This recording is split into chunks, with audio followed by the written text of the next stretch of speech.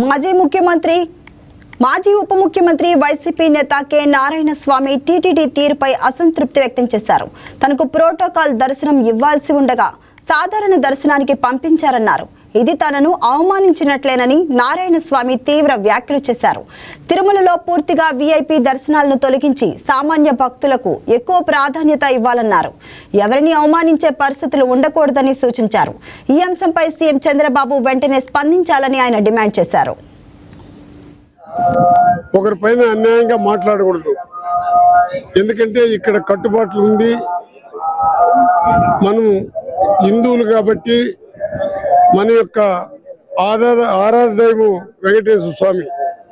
నేను డిప్యూటీ సీఎంగా, అదేవిధంగా కమర్షియల్ ట్యాక్స్ మినిస్టర్గా దాదాపు 5 సంవత్సరాలు నేను పనిచేశా.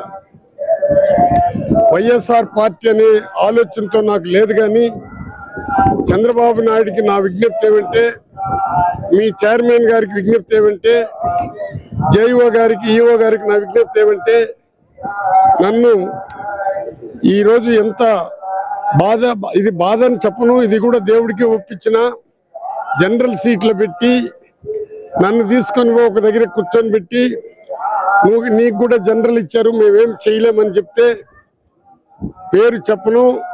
ఒక ఆయన నన్ను చూసి, సార్ ఈ విధంగా పొరపాటుకి ఇచ్చేస్తున్నారు, ఇది చేయకూడదు సార్ అన్నాడు. ఆయన పేరు చెప్తే రేపు అతను సస్పెండ్ చేస్తాడు చంద్రబాబు నాయుడు.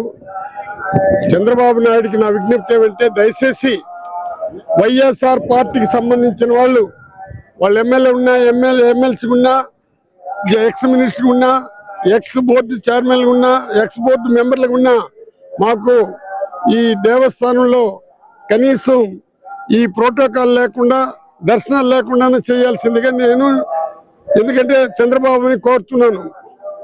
ఇక్కడ దళితుడు అనే ఉద్దేశంతోనే మాట్లాడాల. ఎంత అవమానపడాలనో అంత అవమానం చేశారు.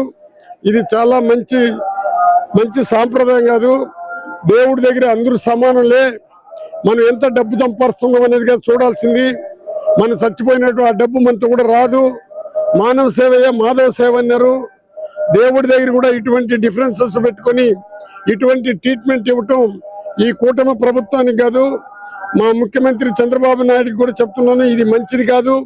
దీనివల్ల మన మానవత్వం నశించిపోతుంది, కానీ మానవత్వం అనేది ఉండదు. ఇప్పుడైనా తెలుసుకొని దీనిపైన కఠినమైన చర్యలు తీసుకోండి. లేదా అందరికీ బ్రేక్ దర్శనాలు కట్ చేయండి. పేదవాడికి మంచిగా చేయండి. ప్రతి పేదవాడు కూడా దేవుడితో ఉంటాడు. 300 కిలోమీటర్ల నుంచి 1000 కిలోమీటర్లు నడిచే పేదవాళ్ళకి వీఐపీ దర్శనాలు ఇచ్చి, మా పోటీ అంటే ఎమ్మెల్యేగా ఉండే వాళ్ళకందరికి కూడా ఈ బ్రేక్ దర్శనాలు కట్ చేయండి.